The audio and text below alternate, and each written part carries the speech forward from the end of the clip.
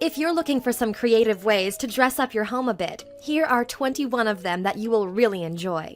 We realize that not everyone has the funds to buy all new furniture each time you'd like to redecorate, so we've come up with a few DIY projects that are relatively inexpensive and can be fun to do on a rainy day.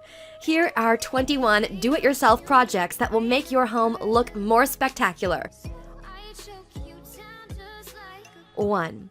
Lay peel and stick vinyl flooring.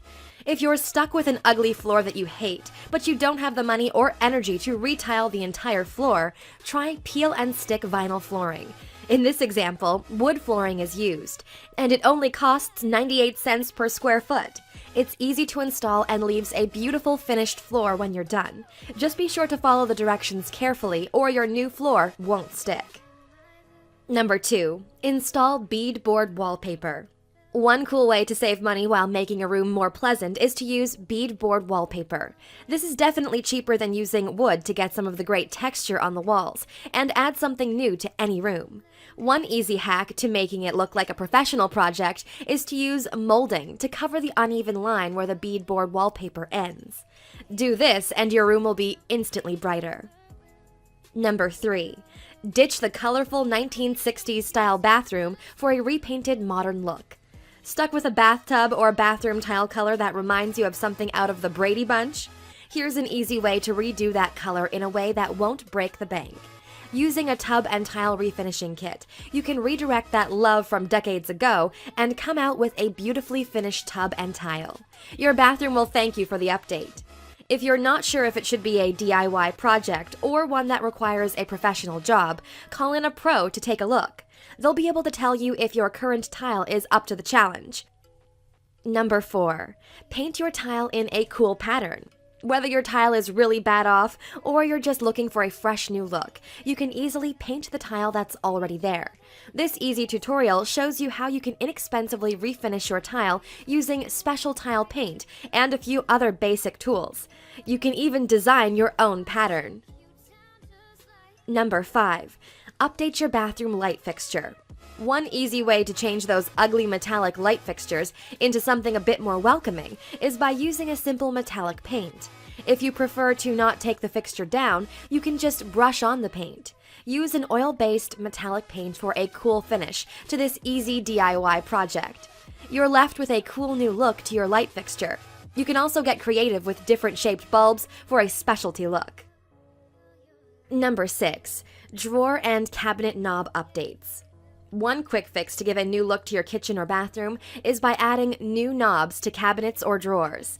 Find some that you like. Hardware stores usually carry tons of different options. Check out the tutorial link inside the description area for a how-to. Number 7. Laundry and mudroom quick fix. Here's a super fast and easy way to think about how to make the space more pleasant. So I'm here today with Andrea Gerasimo, decluttering expert, and she really helped get this space in shape. So I'm just going to let Andrea talk because she has so many great ideas about what you can do to make even the smallest spaces in your house really, really welcoming and really easy to use. I think one of the most important things is to ask, what is this costing me as I'm coming in the entryway like you did, or trying to fold my laundry?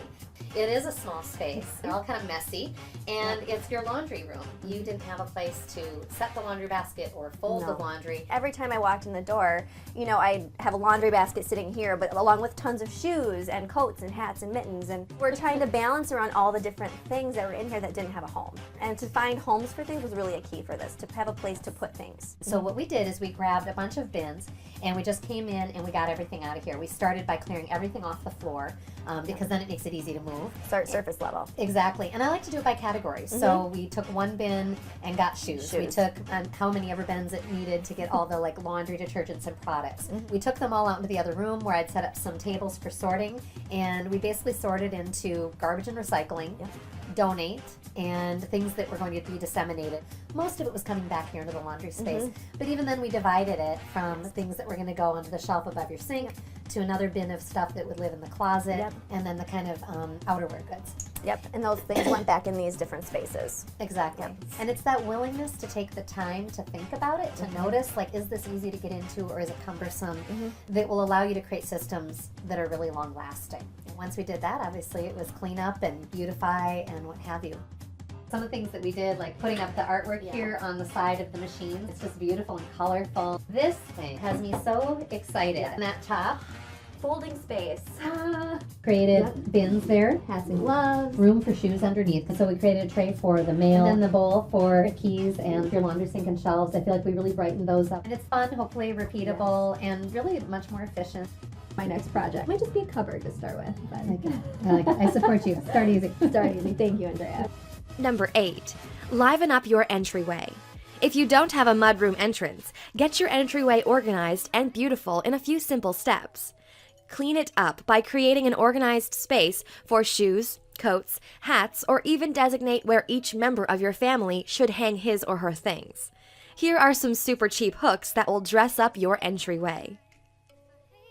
Number 9. Use beadboard wallpaper on kitchen cabinets. Another way you can use beadboard wallpaper, other than on the wall, is on your kitchen cabinets. It gives a unique texture and is a cool new look for some otherwise drab cabinets. Slap a new coat of paint on after installation, and you've got a whole new kitchen for cheap. Number 10. Beadboard a new accent wall. Want an accent wall but don't want an obnoxious color? Here's a cool way to add texture to an accent wall using the same color as your other walls, or whatever you prefer. Beadboard wallpaper isn't very expensive, and it adds a fun texture to your wall. Number 11. Paint your cabinets. If your kitchen needs an update, one cheaper way to get a whole new look is to paint your cabinets. But painting your cabinets can be daunting, so check out this tutorial for how to do it the right way. There are some specific tips you'll need to pay attention to, or you'll be left with a hack job that looks runny or half done. If you do it the right way, you'll come out with a whole new feel for your kitchen. More detail inside the description area.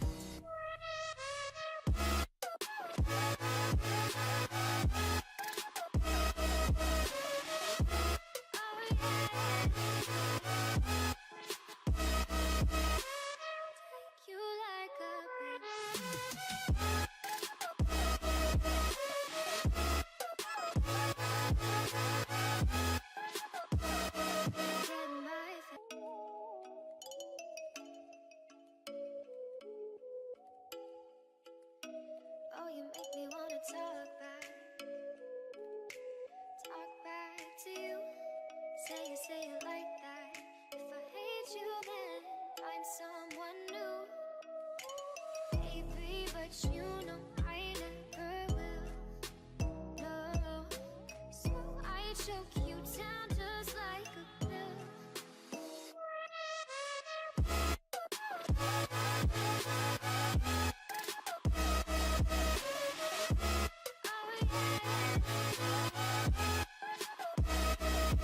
Number 12.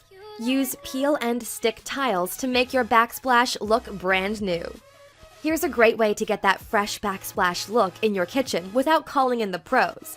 You can do it yourself by using a self-adhesive tile. It will take some time and careful attention, but the end result is a beautiful new backsplash. It's removable, so it's renter-friendly. Yay! The prices vary depending on the specific color options. In the market, it's called Tic Tac Tiles, Peel and Stick Wall Tile in Subway White. Number 13. Add a new kitchen island. Here's a cool way to turn an old dresser into a handy kitchen island on wheels. Okay, you thought we meant to go buy a new one, right? Nope. Use something you already have, like an old cabinet that's been in storage. Give it a paint job to the color of your choice and use it in the center of the kitchen as a new island. You can match it up by installing a countertop to the top of the cabinet for a great surface. IKEA's got you covered in this case. Number 14. Switch out your light fixtures for new ones. If you have old light fixtures or even new ones that you just hate, switch them out with a cool new one in this easy do-it-yourself project. It will require some basic wiring technique, so if you're uncomfortable doing that, find someone who feels confident. Back to you. Say it like that. If I hate you, then I'm someone new. Baby, but you know I The end result is a cool lampshade fixture that will make your room look unique. Number 15. Create a custom accent wall. Use stencil to create your own wall pattern in this tutorial. Though it will take a significant amount of time, this is worth your while if you want something truly unique and don't want to use wallpaper. Be prepared to make a few mistakes, but remember, they can be touched up. It's cheaper than paying for wallpaper installation, and you can do it over the course of a weekend if your wall isn't too large. If you don't want to make your own, you can find a high-quality stencil at Royal Design Studio. get my no. Number 16. Give your standard wall artwork a sleek, glossy look. Art resin. The coolest stuff in your craft store. We think so anyway. Art resin can work on any medium, so today we'll be coating this piece.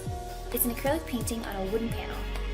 You'll want to have ready your art resin, scrap paper to catch drips, stands to hold up your piece, a level, painter's tape, nitrile gloves, mixing cups or containers, a stir stick, a spreader, something to cover your piece with to protect it from dust while the resin cures, and, as an option, an artist's torch. To start, take the underside of your piece to protect it against drips. Raise your piece up on stands so that it doesn't stick to the tabletop, and then you'll want to make sure that your work is level. Now, how do you determine how much resin you'll need? Our online calculator will do the math for you. This piece is 16 by 16 inches, so that's about 2 square feet. Our starter kit covers 8 square feet, so I'll only need to mix up a quarter of it, 4 ounces from this bottle, and an equal amount, 4 ounces, from the other. The ratio is 1:1, so you can visually measure the amount you need. Stir for 3 minutes, scraping the sides and bottom to make sure you get everything mixed thoroughly. Now for the fun part. Pour the art resin mixture right onto your work. And spread it out. Our reusable jagged spreaders are great for this. It's totally fine if the resin runs over the sides. We'll show you how to finish the edges in a moment. Next, let's take care of any bubbles. Art resin is great because many of the bubbles pop on their own. You can blow on the stubborn ones, or use an artist's torch to speed up the process. You can actually see them popping in front of your eyes. Once that's complete, you can spread the resin on the edges with a spreader or with your gloved hand. If you don't want to coat the sides, you can just spread it neatly on top. So you have about 45 minutes to play with the resin. After that, it starts to cure and will continue to cure for the next 24 hours. So cover it up with a cardboard box and wait patiently. So it's the next day. Let's see how it looks.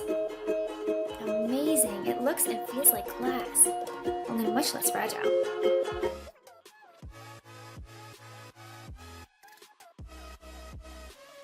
In case you find something stuck in your first coat of resin, here's some good advice to heed. Once your first coat is cured, so say the next day, you just want to take some sandpaper and just sand it down. Now when you sand it, it's going to turn kind of white and scratchy. But don't worry, you'll wipe off all the dust, and when you pour your next coat of art resin, it's going to look perfectly clear again. So this sanding just gives the next coat of resin a bit of tooth, a bit of something to grab onto, so that over time the two layers won't separate. And actually, as a side note, if you ever want to get a matte finish on your art resin surface, you can sand off the glass and then you can paint on a matte varnish, and that just gives it a really nice matte finish. So that's it. Now I have a new tool that I use. It's called a hairnet. And I've been resining with this on lately because I learned my lesson. So, you know, if you have a lot of hair, not a bad idea. So then once that's done, you just want to dust it off, mix up your art resin like normal, pour it on, let it cure overnight, and then that's how you do a second coat. Number 17. Dress up your stair railing with gel stain and paint. Take your 1990s style staircase to the next level by changing the look completely. It can be a big project to take on. Maybe for you that means removing some carpet or just repainting the railings. Number 18. Add a custom runner in your favorite fabric. Dress up your staircase with a cool fabric runner of your choice.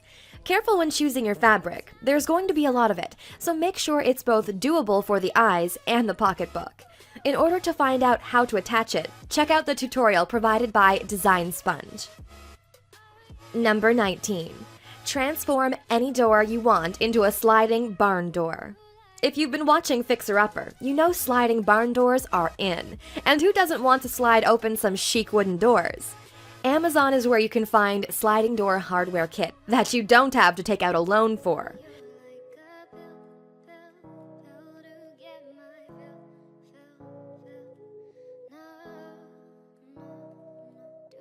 In this super short tutorial, you'll learn a few different methods for sliding doors that may be a bit easier than drilling through some touch materials.